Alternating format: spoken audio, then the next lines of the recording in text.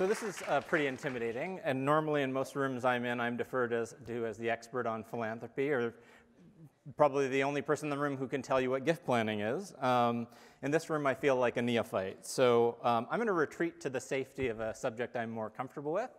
And it's a subject we've probably discussed at length for many years now at the CAGP, and that's how we're going to get more financial advisors engaged in gift planning. And if it's not entirely clear to everybody in the room why that's important, I think it will be as I continue through this talk. So 2 years ago, Brad Hoffman talked about this in the inaugural Frank Talks and recounted all the ways in which we have an industry have failed to get financial advisors en masse involved. And he sort of ended by saying, you know, we should probably create some sort of dedicated certification for financial advisors in gift planning because we really like to collect letters after our names and titles, and that is certainly true. That same year, Paul Nazareth, in his talk, touched on the subject, although his advice was a little more controversial when he suggested that we all go out and have sex with all the donors. I'm not entirely clear how that was supposed to help, but it certainly was entertaining. And Dwayne Osborne last year touched on the subject a little bit in his talk, and really, I think, echoed the spirit of what Paul was saying, which was that we want to go out there and infect advisors with our enthusiasm and excitement around gift planning. And I think that's right.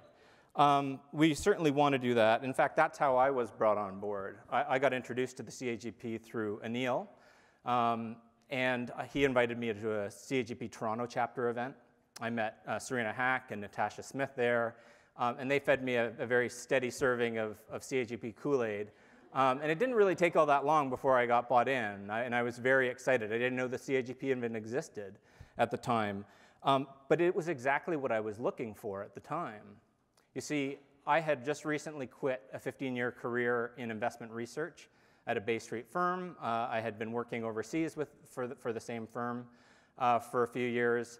Prior to moving back, I had met my wife, who was an international development worker, and we spent some time in Africa. We ended up moving there. I got to see poverty firsthand, and that really resonated and connected with me in a very meaningful way, and really changed the trajectory of my entire life, such that I decided I wanted to change what I was doing with my time and effort. And so I spent a lot of time thinking about how I would use my skills in finance to affect some change. And so I saw a really incredible opportunity in the financial advisory space. I had a couple friends of mine who were longtime financial advisors, and we got to talking and thought about coming together, merging their practices, their client bases, and building a practice that was centered around philanthropy and helping clients give back to causes that matter to them. Or at least that's what I was thinking. I think they were a little less enthusiastic about it as I found out. And what I learned during that process, I think, is interesting and informative to what we're all going through now, which is addressing this issue. So, I mean, what I took from that was that it's a very difficult process. Financial advisors, to start to think about engaging gift planning in the discussion, most advisors see this as an appendix to the real business of helping clients make more money, grow their assets.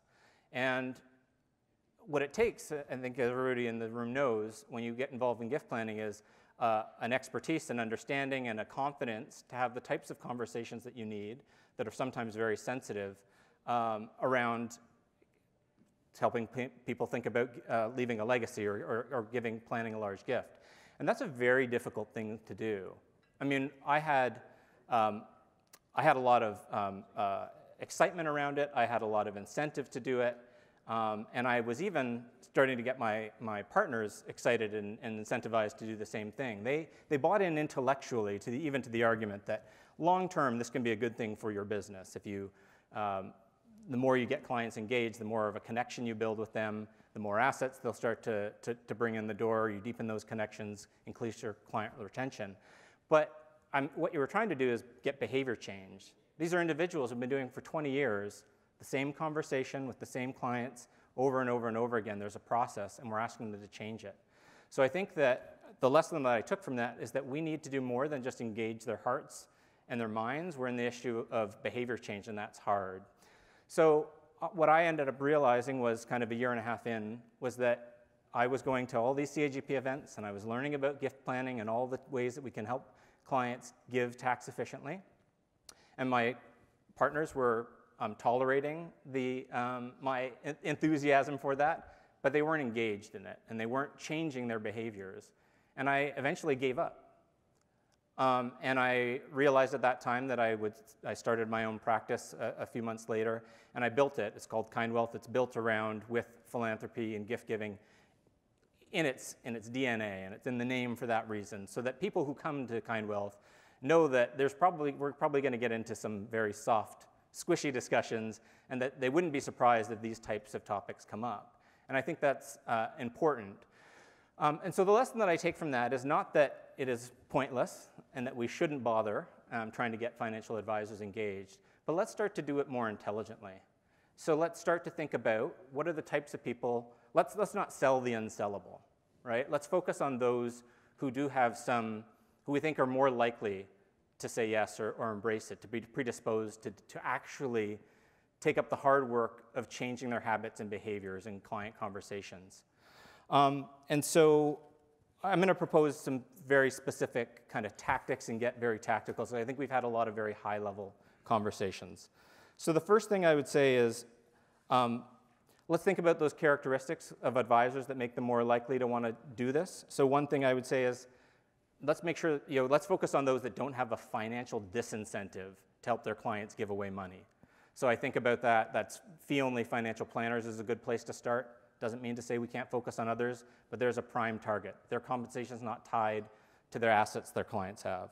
Let's think about those who are more open to adapting their behaviors. So I think about younger planners, for instance, as a potential tactic.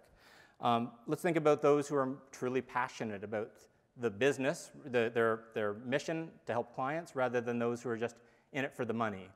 And let's target the places that these types of people congregate, and let's focus on them. Let's pick them off one by one, rather than trying to attack the entire group as one whole.